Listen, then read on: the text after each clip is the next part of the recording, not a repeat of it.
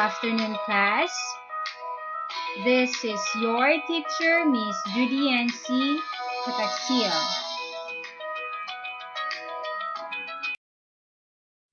How are you today?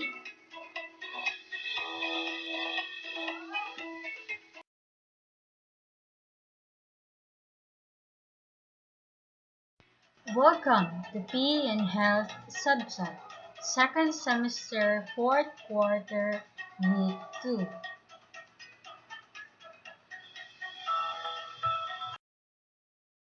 Our learning objectives for this afternoon are, at the end of the lesson, the students will be able to identify the meaning of cardiorespiratory endurance and flexibility, and appreciate the importance of maintaining a good cardiorespiratory endurance and the importance of avoiding contraindicated flexibility exercise through journal entry.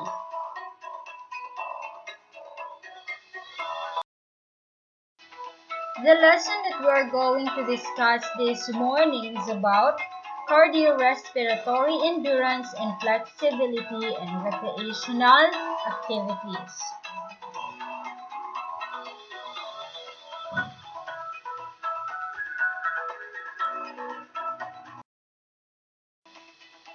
Cardiorespiratory endurance and flexibility. Elevated wellness is tied up to a physically dynamic lifestyle. One of the best indicators of overall physical fitness is the ability of your heart and lungs to deliver oxygen during activity. Cardiorespiratory endurance is the ability to exercise your entire body for a long time without stopping. You can afford to do this kind of exercise if you have a strong heart, healthy lungs, and clear blood vessels to supply your large muscles with oxygen. Example of activities that requires good cardiorespiratory endurance is distance running, swimming, and mountaineering.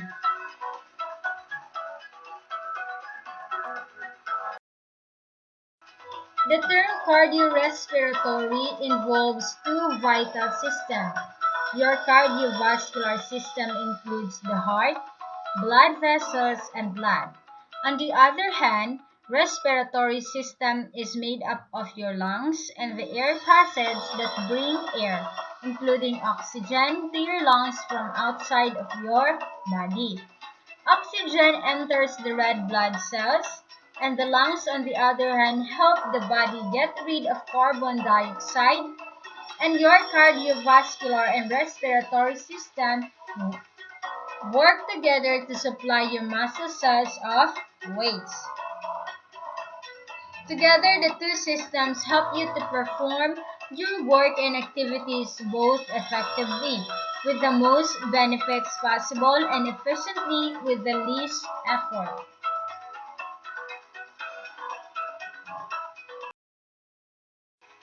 The second word in the term cardiorespiratory endurance refers to the ability to sustain effort. Together, then, these two words, the cardiorespiratory and endurance, refers to the ability to sustain effort, which is dependent on fitness of the cardiovascular and respiratory system.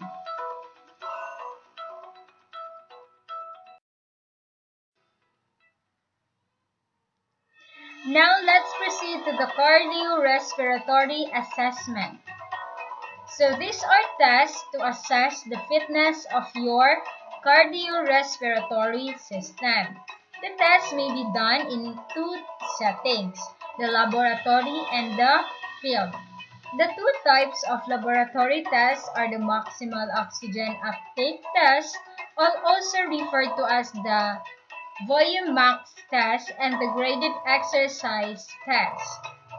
Both the graded exercises test and the maximal oxygen uptake test are done in the laboratory and require special equipment and people who are trained to administer them.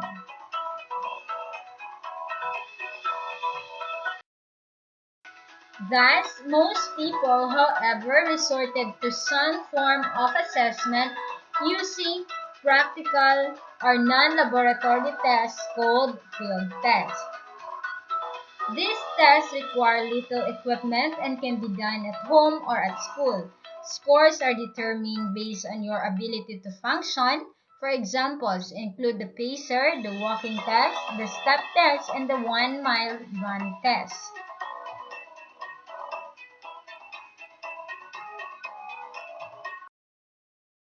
Next, we have flexibility. Flexibility is the ability of your joints to move as they are supposed to move. The amount of movement in a joint is called its range of motion. Some joints such as the hip and the shoulder allow a large of motion because they can move in many directions, while other joints such as the knee and the elbow bend in only one direction.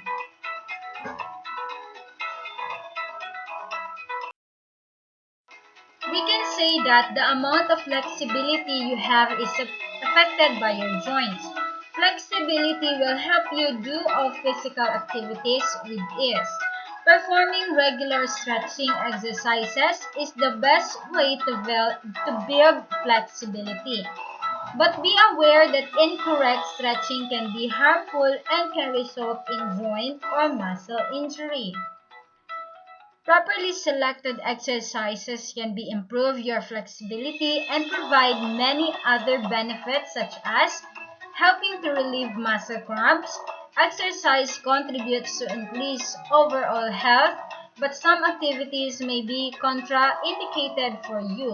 Contraindicated exercises are ones that would be detrimental to your health and physical well-being. Now we have the guidelines for flexibility exercises. Before stretching, perform a general warm-up. Make flexibility exercises part of your workout. When beginning, use static stretching or PNF or what we call the proprioceptive neuromuscular facilitation to progress gradually. Avoid risky exercises. Do not stretch joints that are hypermobile, unstable, swollen, or infected. Do not stretch to the point of feeling pain. Avoid stretching muscles that are already overstretched from poor posture. And then avoid stretching that lasts 30 seconds or more before performing strength power activities.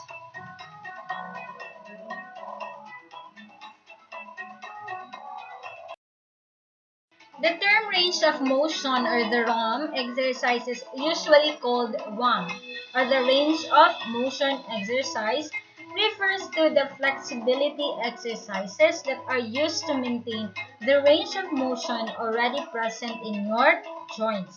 ROM exercises is being probably the safest type of flexibility exercises to use in a warm-up routine.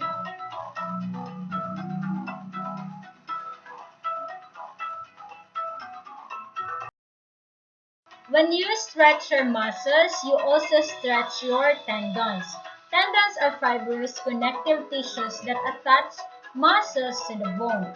Both muscles and tendons are elastic, and they may not be affected if stretching is done properly. However, ligaments is the fibrous connective tissue that are attaches bone to bone are not elastic, so overstretching might cause some health risks.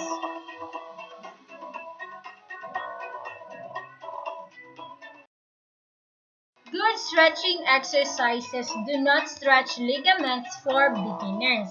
It is hard to control ballistic movements, which can result in applying too much force against a muscle and can lead to injury. Be aware of which commonly done high-risk movements you should avoid and which high-benefit or low-risk exercises you should do instead.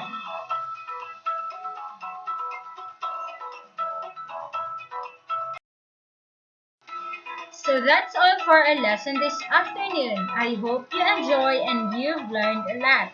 Thank you for listening.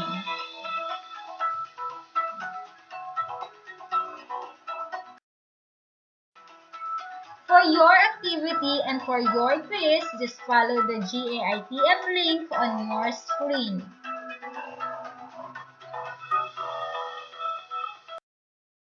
And good afternoon and have a nice day.